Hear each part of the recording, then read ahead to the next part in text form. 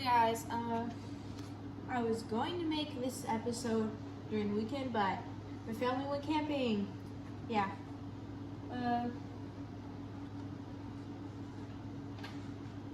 reading chapter 10 today.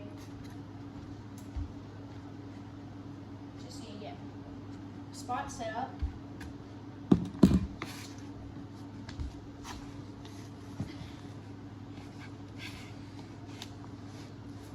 Okay, let's start. 10. Bad group. Who else is in our group? Agatha asked Sophie, breaking the tension. Sophie didn't answer. In fact, she acted as if Agatha wasn't there at all. The last class of the day, Surviving Fairy Tales, was the only one that mixed students from good and evil. After Professor Dovey ordered every boys to the armory to turn in their personal weapons, the only way to appease Lady Lesso, furious over losing a gargoyle to Tedros' sword. Both schools reported to the Blue Forest Gates, where fairies sorted them into forest groups, 8 nevers and 8 nevers in each. As other children found their leaders, an ogre for group 2, a centaur for group 8, a lily nymph for group 12, Agatha and Sophie were the first to arrive under the flag stamped with a blood-red E. 3. Agatha had so much to tell Sophie about smiles and fish and fires, and most of all about that foul son of Arthur, but Sophie wouldn't even look at her. "Can't we just go home?" Agatha begged. "Why don't you go home before you fail or end up a mole rat?" Sophie fumed. "You're in my school. Then why won't it let us switch?" Sophie spun. Because we need to go home," Agatha blared. Sophie smiled her kindest smile. "Sooner or later, they'll see what's right." "I'd say sooner," a voice resounded. They turned to Tedros, shirt scorched, eyes swollen pink and blue. "If you're itching for something to kill, how about yourself this time?" Agatha spat. "Thank you, would suffice," Tedros shot back. "I risked my life to kill that gargoyle." "You killed an innocent child," Agatha yelled. "I saved you from death against all instinct and reason," Tedros roared. Sophie gaped at them. "You two know each other?" Agatha swiveled her. "You think he's your prince? He's just a puffed-out wingbag who can't find anything better to do than prance around half-naked and thrust his sword where it doesn't belong." "She's just mad because she owes me her life," Tedros yawned, scratching his chest. He grinned at Sophie. "So you think I'm your prince?" Sophie blushed delicately, the way she had practiced before class. I knew it was a mistake at the welcoming," the prince said, studying her with dancing blue eyes. "A girl like you shouldn't be anywhere near evil." He turned to Agatha with a scowl. "And a witch like you shouldn't be anywhere near someone like her." Agatha stepped towards him. "First of all, this witch happens to be her friend. And second, why don't you go play with yours before I make those eyes match?" Tedros laughed so hard he had to grip the gate. "A princess friends with a witch? Now there's a fairy tale." Agatha frowned at Sophie, waiting for her to jump in. Sophie swallowed and turned to Tedros. "Well, it's funny you say that, because a princess certainly can't be friends with a witch, of course, but doesn't it depend on the type of witch? I mean, what exactly is the definition of a witch?" Now Tedros was frowning at her. "And so, what I'm trying to say is..." Sophie looked between Tedros and Agatha and Tedros. She swept in front of Agatha and took Tedros' hand. "My name's Sophie, and I like your bruise." Agatha crossed her arms. My, Tedros said, gazing into Sophie's tantalizing green eyes. "How are you surviving in that place?" "Because I knew you'd rescue me," Sophie breathed. Agatha coughed to remind them she was still there. "You've got to be kidding me," said a girl's voice behind them. They turned to see Beatrix under the bloody E, along with Dot, Port, Raven, Millicent, and the rest of their forest group. To chart all the dirty looks thrown in that moment, one would end up something resembling a bowl of spaghetti. Said a voice below. They looked down to find a 4-foot gnome with wrinkly brown skin, a belted green coat, and a pointy orange hat frowning from a hole in the ground. "Bad group," he murmured.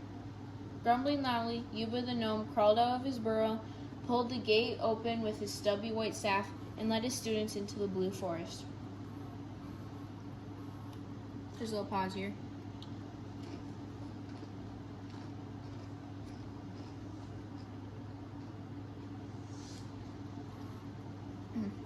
Also, I brought a snack, so you're crunching. It's probably me. For a moment, everyone forgot their answer and marveled at the blue wonderland around them. Every tree, every flower, every blade of grass sparkled a different blue, different hue. Slender beams of sun slipped through cerulean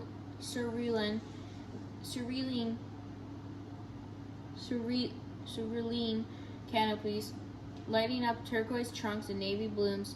Deer grazed on azure lilacs. Crows and hummingbirds jabbered in sapphire nettles.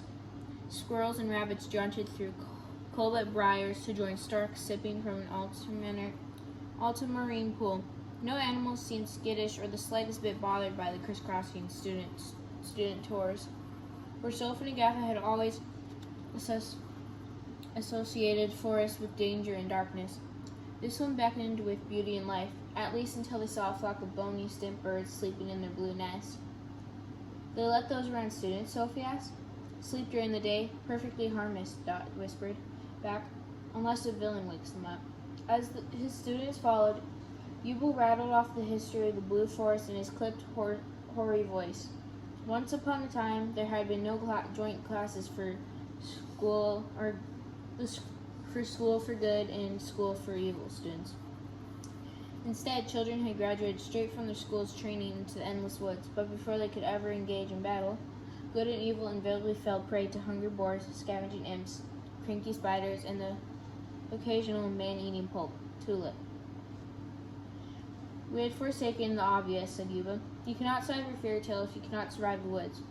So the school created the Blue Forest as a training ground.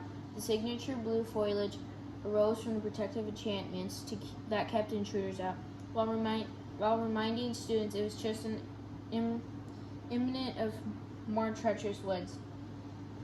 As to just how treacherous the real thing was, the students sensed firsthand as Yuba led them past the north gates. Though there was still sunlight left in the autumn evening, the dark, dense woods repelled it like a shield. It was a forest of eternal night, with every inch of green blackened by shadow. As their eyes adjusted to the sooty darkness, the students could see a puny dirt path lilting through trees, like the withering lifeline on an old man's palm. To both sides of the path, vines strangled trees into armored clumps, so there was barely an undergrowth beneath them. What was left of the forest floor had been buried beneath mangled thorns, stabbing twigs, and a gauntlet of cobwebs. But none of this scared the students as much as the sounds that came from the darkness beyond the path. Moans and growls echoed from the forest bowels, while low raps and snarls added ghoulish harmony.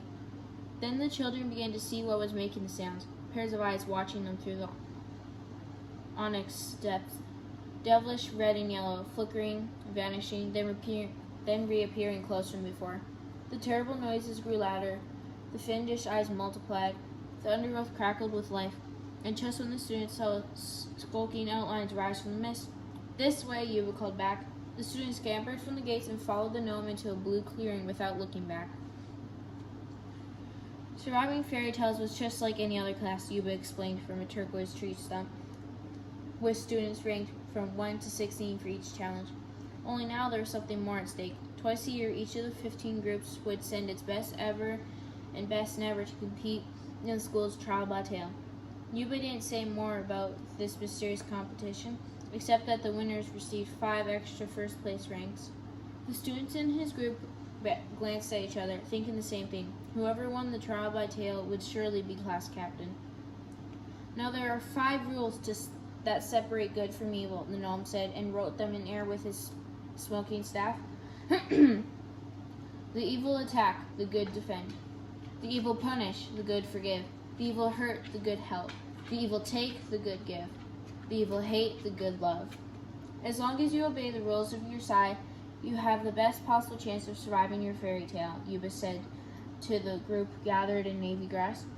"These rules should come with ease, of course. You have been chosen for your schools precisely because you show them at the highest level."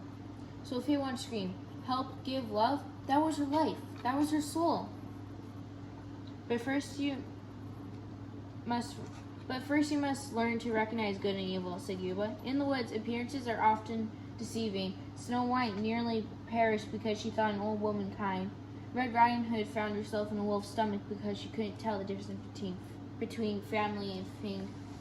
Even Beauty struggled to distinguish between hideous beasts and noble prince. All unnecessary suffering, for no matter how much good and evil are disguised, they can always be told apart. You must look closely, and you must remember the rules. For the class challenge, come sit. My dog's here. Okay. For the class challenge, Yuba announced each student had to distinguish between a disguise ever and never by observing their behavior. Whoever correctly identified the good student and the evil student in the fastest time would receive first rank. I've never done any of those evil rules, Sophie mourned, standing beside Tedros. If only they knew all my good deeds. Beatrix's turn. Never shouldn't talk to Evers. Evers shouldn't call Evers Nevers, Sophie snapped. Beatrix looked confused, while Tedros bit back a smile. You have to prove they switched you and the witch, he whispered to Sophie once Beatrix turned back. Win the challenge and I'll go to Professor Dovey myself. If the gargoyle didn't convince her, then this will. You do that for me? Sophie said, eyes wide. Tedros touched her black tunic. Can't flirt with you in this, can I? Sophie would have burned her robes right then and there if she could. Hort volunteered to go first. As soon as he tied the rag blindfold over his eyes, Yuba stabbed a staff at Millicent and Raven, who magically shriveled in their pink and black clothes, smaller and smaller, until they slivered out of them, identical cobras. Hort whipped off the blindfold. Well, Yuba said.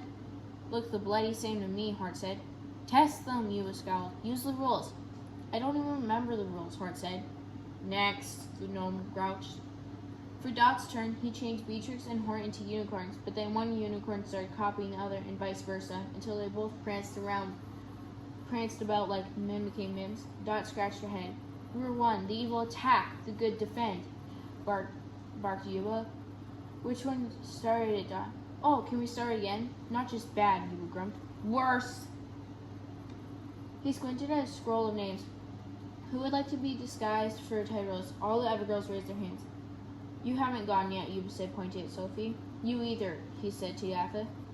My grandmother could get this one right, mumbled Tedros, tightening his blindfold. Agatha tramped in front of the class and stood next to Sophie, who was blushing like a bride.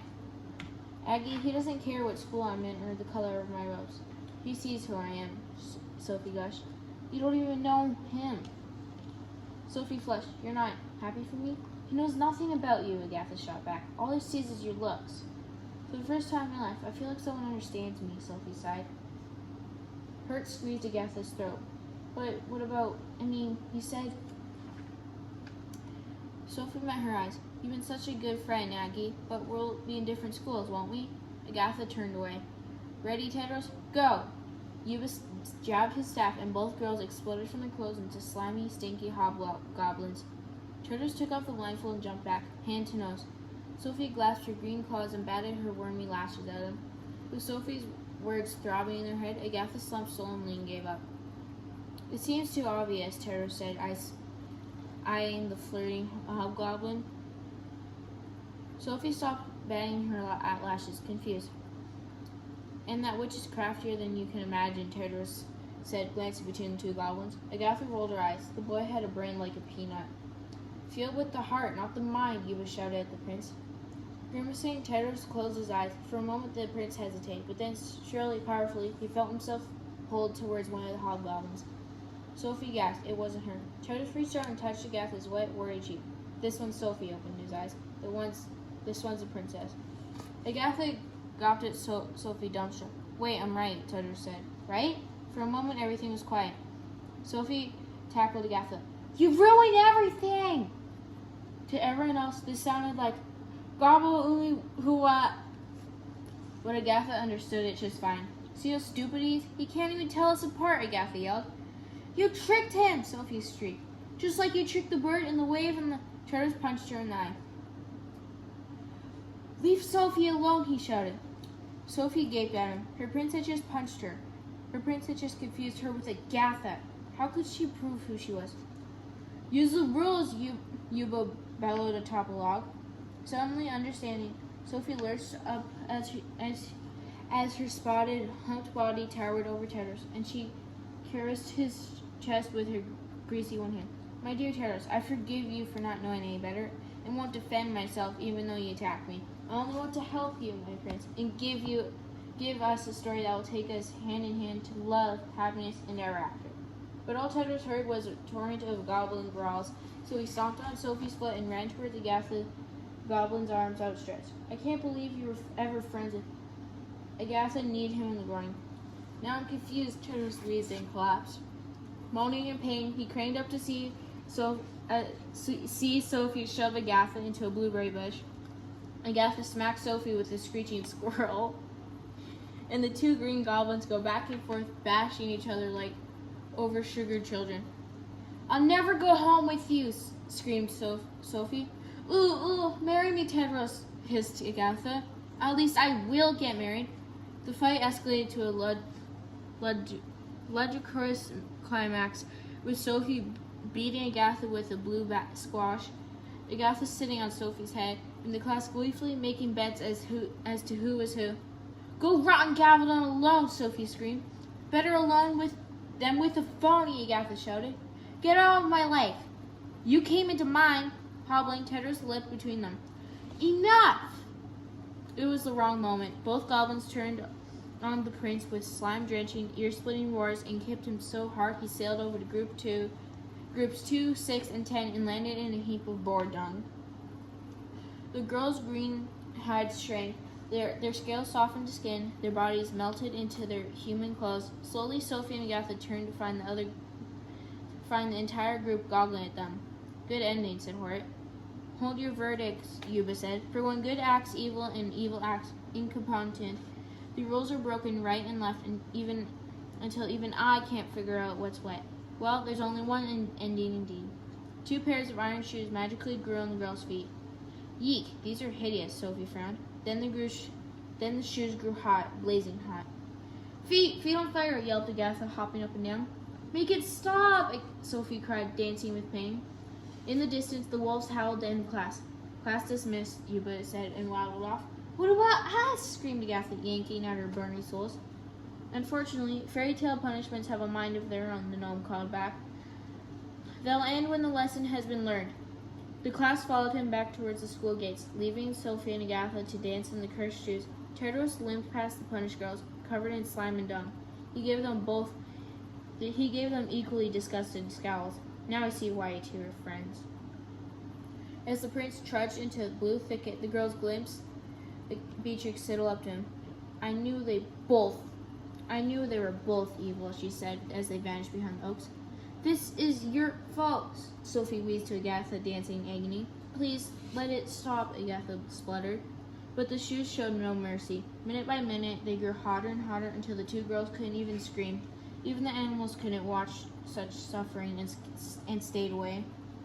Afternoon turned to evening, and then to night. Still they danced like madwomen, whirling and sweating in pain and despair. Burn ripped through their bones, fire became their blood, and soon they wished that the suffering would end at any cost. Death knew when he was called, but just as the two girls surrendered to his cruel hands, sabres of sunlight shattered the darkness, speared their feet, and the shoes went cold. The girls collapsed in tormented heaps. Ready to go home, Agatha panted. Sophie looked up, ghost white. Thought you'd never ask. That's it for chapter 10. Hope you have a good day. And please like and subscribe to hear what happens next. And I'll see you there.